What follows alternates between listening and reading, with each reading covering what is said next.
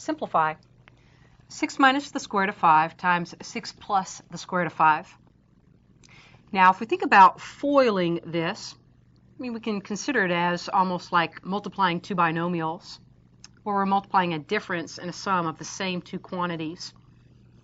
Now, if we think about that FOIL method, our inner and outer products will be opposites, so they're going to cancel each other out.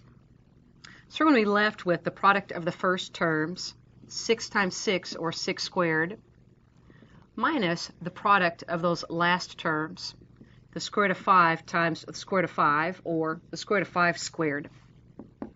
6 squared is 36. Don't forget your minus sign in the middle.